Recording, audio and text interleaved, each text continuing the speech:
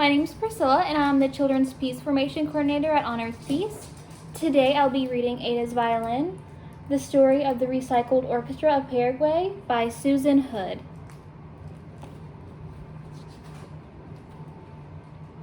Ada Rios grew up in a town made of trash. Every morning at dawn, Ada heard the first garbage trucks rumble and roll down the road to Katera. Beep, beep, beep, backing into the landfill. They tipped their loads up and crashed. The trash came tumbling down 1,500 tons each day.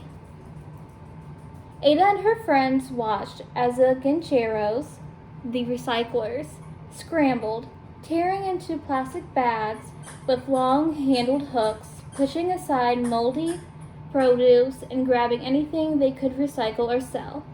The going rates? 5 cents for a pound of cardboard, 10 cents for a pound of plastic.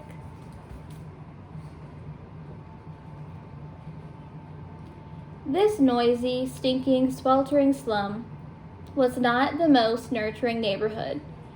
Ada watched, eyes wide, but she didn't say much. And yet, she liked to imagine each garbage truck was a box of surprises. One never knew what might be inside. Her father had found appliances, toys, perfumes, and antique watches. One woman even discovered a small box full of gold jewelry. Little did Ada know, there was a bigger surprise waiting for her in the landfill.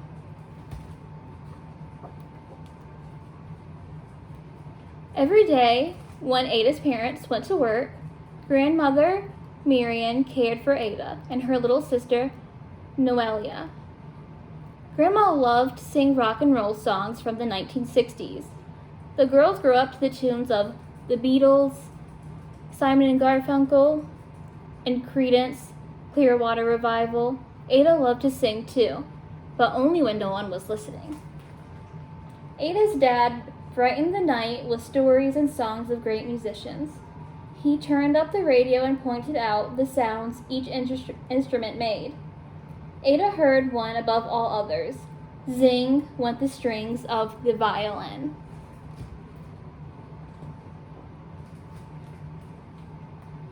When the girls started school, Grandma returned to work as a recycler, collecting bottles and cans in the city. Classes let out at noon. Young Ada was in charge of Noelia's until her parents were done with work. At first, the girls stayed close to home, playing with Grandma Marian's doggies and making sand cakes in the dirt. Soon they joined their cousins, playing hide and seek or a game of handball in the streets. In time, they ventured farther afield, walking down to the bodega to get candy. But Ada noticed the teenagers hanging out in the alleys, grumbling about life in the landfill looming ahead.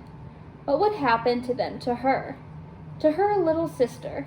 She watched as the older kids turned to gangs and got into fights.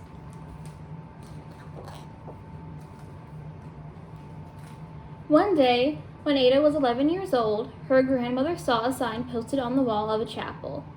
Violin, guitar, cello taught Saturdays at 8 o'clock a.m. Fabio Chavez. How grandmother had longed to learn music. Too late for her, maybe, she thought, but not for her granddaughters. She signed them up without asking them, or their parents. Ada's heart sang out. Thanks to her abuela, she could leave her worries behind and learn to play. At the first class, the teacher, Fabio Chavez, had 3 guitars and 2 violins to share. Ada chose a violin right away, but 10 children had signed up. Frustrated, Ada and her friends found that there were not enough instruments to go around.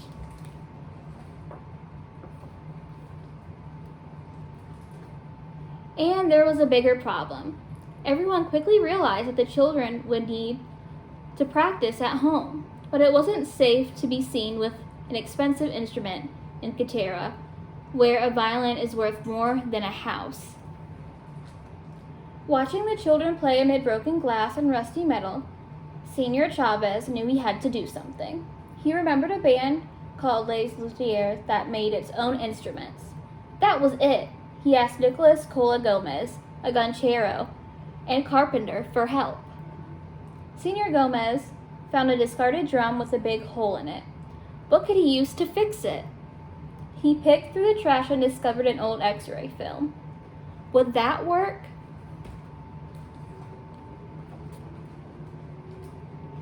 It did. Senor Gomez kept experimenting, and others, like Tito Romero, helped. Inventing instruments wasn't easy, but they fiddled around discovering which materials hit just the right notes. They transformed oil drums into cellos, water pipes into flutes, and packing crates into guitars.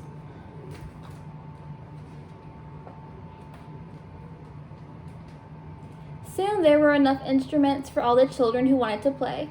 Ada chose a violin made from an old paint can, an aluminum baking tray, a fork, and pieces of wooden crates. Worthless to thieves, it was invaluable to her. It was a violin of her very own.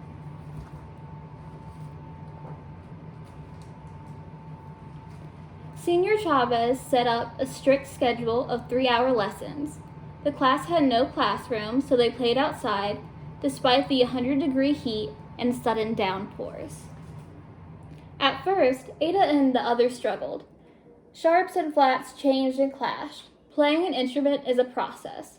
It doesn't matter if one is rich or poor, ugly, fat, thin. You cannot learn to play an instrument overnight, Senor Chavez told the children. Some kids decided it was too much work and gave up, but not Ada. After lessons, she would practice at home, sometimes 2 hours a day.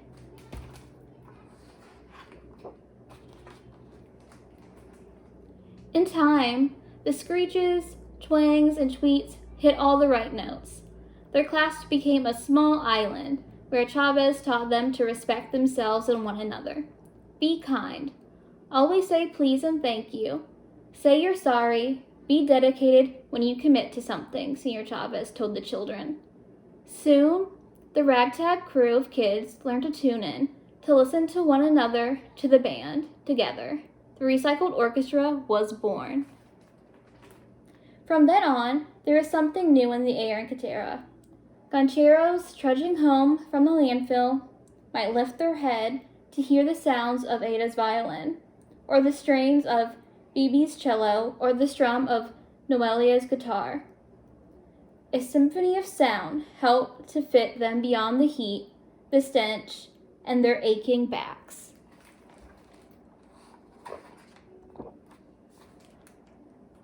With her violin, Ada could close her eyes and imagine a different life.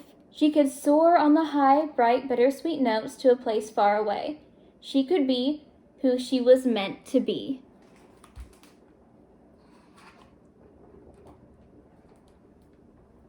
As Ada's skill grew, so did her confidence. Once timid, she now took center stage playing solos. She helped teach the younger children too. Her teachers and fellow students took note. When she was 12 years old, Ada was named a first violinist. Imagine, she was first at something.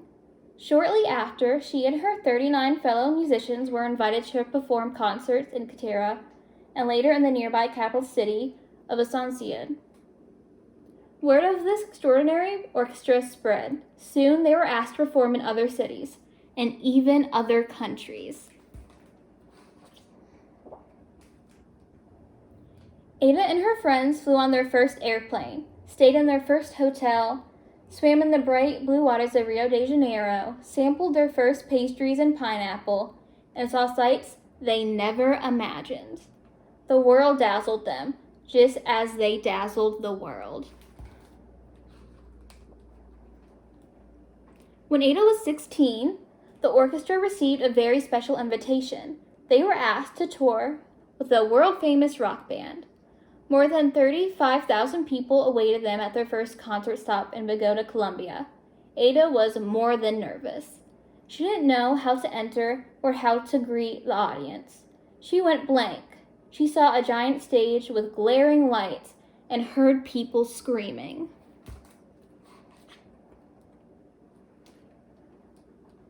But she didn't have to worry. As the recycled orchestra took the stage, the people who had paid to see the rock band cheered for them. The enormous audience sang and swayed to the music as the orchestra played, and as her performance came to a close, a crescendo of cheers, chants, and applause resounded across the park. The astonished kids bowed, grinning at one another. They had discovered the surprise waiting in the landfill.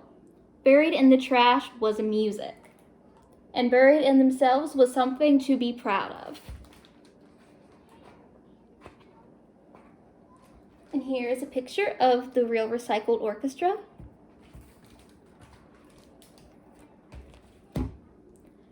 How can music bring people together? Please answer in the comments down below. I hope you enjoyed reading this story with me. Until next time, goodbye.